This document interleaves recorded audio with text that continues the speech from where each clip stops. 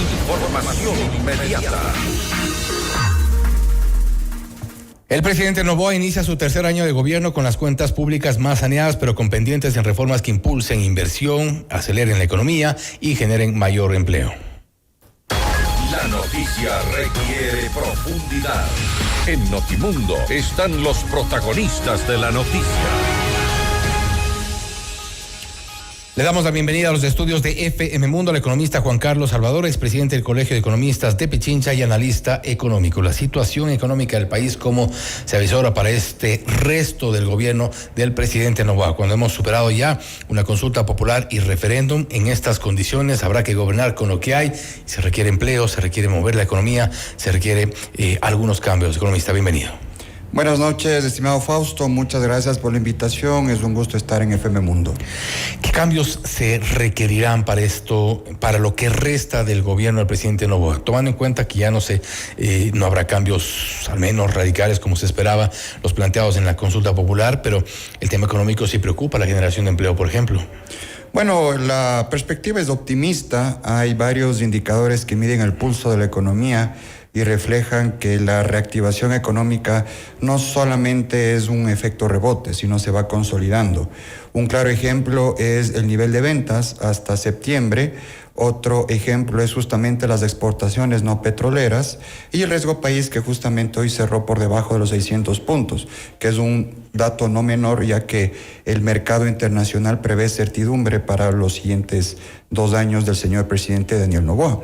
Y en efecto, esto demanda que se consolide la frase de que no hay mejor ley que una adecuada gestión, es decir, aprovechando esta visión que no prioriza el costo político, sino el compromiso con el país a mediano y largo plazo, se requieren medidas estructurales, por ejemplo, para fomentar el empleo, reactivar la economía y solucionar también la crisis fiscal, que es una deuda pendiente. ¿Qué se deberá hacer en cuanto al empleo que no se ha hecho en estos 2 años? Bueno, el gran desafío es vincular la macro con la microeconomía, es decir, traducir el fortalecimiento de las reservas internacionales, las exportaciones, el menor riesgo país hacia la microeconomía, que se consolide en otros sectores intensivos de mano de obra, como es la construcción, la minería, el comercio y la manufactura, y entender justamente que hay ciertas privaciones en términos de acceso a mercado, y es de ahí en donde a través de política pública se puede reducir las brechas.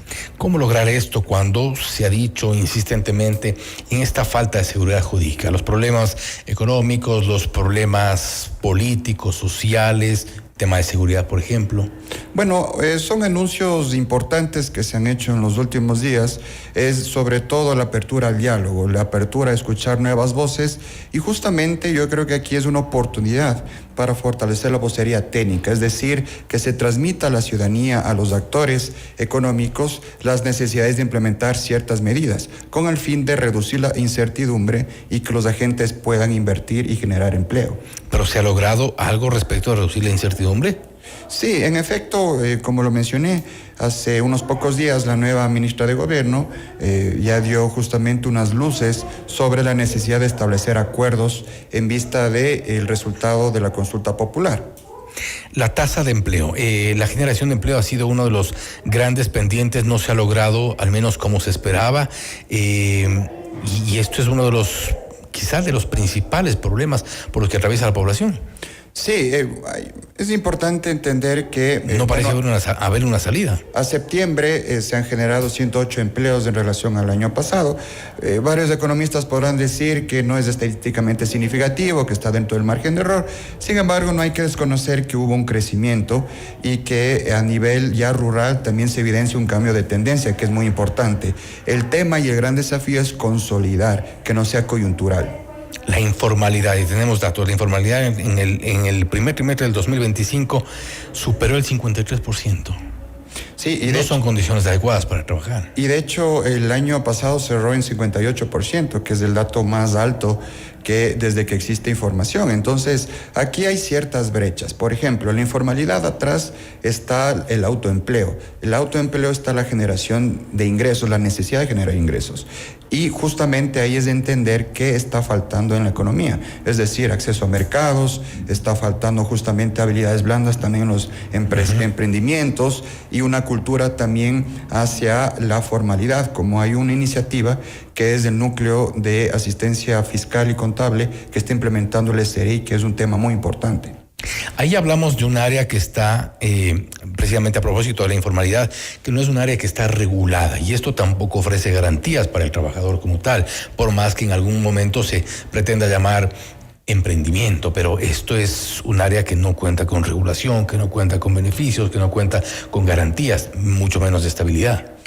Y existe una brecha, es decir, somos uno de los países que mayor tasa de emprendimientos tenemos que nacen y la mayor tasa de emprendimientos que cierran. Entonces, en esta brecha está de que nace el emprendimiento viciado, es decir, no se fijan los precios muy bien, no hay un modelo de negocio, no hay habilidades blandas en términos de negociación, y es ahí en donde el eje económico tiene que entrar de lleno, más no únicamente con un incentivo monetario que son $1,000, por ejemplo, sino ya en términos de fortalecimiento de capacidades. Hablando de las cuentas fiscales, en el tema económico, los ingresos para el sector petrolero no son tampoco muy optimistas para el 2026, más allá de lo que pueda proponerse en la proforma. El precio del crudo incluso está por debajo de lo que está proformado. ¿Cómo deberá enfrentar el gobierno este problema? Es muy importante aquí evidenciar que en la proforma ya se nota el beneficio de haber eliminado el subsidio al diésel, es decir, ante una caída en la producción, que es la más baja desde que hay información, un precio de barril de petróleo con tendencia estable a la baja, significa que tendríamos menos ingresos petroleros. Sin embargo, el pastel menos de los presupuestados. Exacto. Inclusive. Sin embargo, el pastel se hace más grande ya que no se tiene que pagar el subsidio al diésel y eso son recursos frescos. Es por eso que en la proforma hay un incremento del 67% en ingreso petrolero en respecto a la proforma de este año. Es decir, un fortalecimiento de la caja fiscal y obviamente el gran desafío es la monetización de activos que se pone en papeles y no se materializa. Pero básicamente llegamos a lo mismo con el tema de la eliminación del subsidio al diésel, porque estamos importando más. Tenemos un problema también fuerte y grave en la refinería. Sí, eso es justamente ya iniciativa del sector petrolero, que es momento ya de fortalecer a través de inversiones y una apertura en los sectores estratégicos, como en su momento se transmitió por parte del gobierno central. El gran desafío, estimado Fausto, es justamente que se materialicen estas inversiones y que no quede solo en papeles, porque si no se materializa, queda un hueco, y ese hueco significa más subejecución presupuestaria y más atraso. Para gran parte de las inversiones se requiere cambio de normativa. Se requieren cambios legales y, como lo mencioné, tiene que ir acompañado de una adecuada gestión para que no quede únicamente en papeles, sino que ingrese en efecto a la caja fiscal. ¿Pero cuánto va a tomar esto, tomando en cuenta que estamos ya con una baja producción sostenida, esta disminución de la producción petrolera desde el 2023? No hemos llegado ni pensamos, parece, llegar en el próximo año a los 500,000 barriles de petróleo deseados. Y de hecho, antes de la eliminación del subsidio al diésel, el cumplimiento de la programación entre ingreso petrolero efectivo versus lo que se proformó era más o menos del 50 a 60%. Entonces, con un fortalecimiento y apertura a inversiones al sector estratégico, permitirá justamente que ingrese más tarde que temprano o más temprano que tarde los recursos a la caja fiscal. ¿Es una proforma irreal en cuanto al cumplimiento? Bueno, es una proforma que tiene sus virtudes y sus defectos, y lo que sí es importante es que se defienda. ¿Cuál es la virtud? Por ejemplo, la virtud es que se incrementa el presupuesto en varias entidades estratégicas, como es el Ministerio de Educación, Salud, Transporte y Obras Públicas, entre otras. Pero se incrementa en el papel, porque tampoco se ha ejecutado a octubre del 2025, ni siquiera lo que se tenía, difícilmente se va a gastar lo que se está presupuestando para el 2026. Y ese ya pasa por un problema no solo de asignación, sino de gestión. Y la gestión es entender, y justamente ahí es importante evaluar qué está pasando con la ejecución presupuestaria. Obra pública, 29%. Ahí dónde estaría fallando, porque si estamos presupuestando, yo puedo presupuestar el doble de gasto para salud para el próximo, para el 2026, si no he gastado ni la cuarta parte, el problema sigue latente. Bueno, la evidencia empírica demuestra que los determinantes de la subejecución viene por una vía integral, es decir, falta técnica, falta de planificación, baja capacidad humana al momento de formular los términos de referencia, y es ahí en donde no se tiene que esperar que pase el último trimestre. El resultado es el mismo, hay baja ejecución.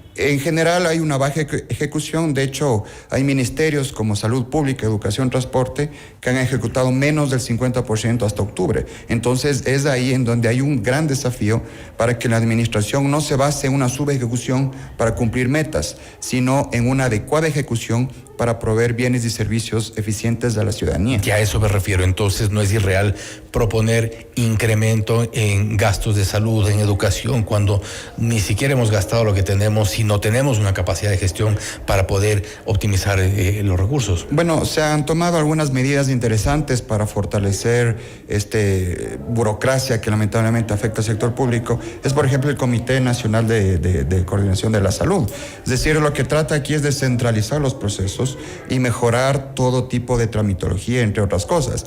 Un tema no menor es también impulsar las alianzas público-privadas, las concesiones. Es importante entender por qué no se materializan, ya que ahí quedan leyes. Hay varias leyes que incentivan la APP, sin embargo no se han materializado, y si materializan no son eficientes.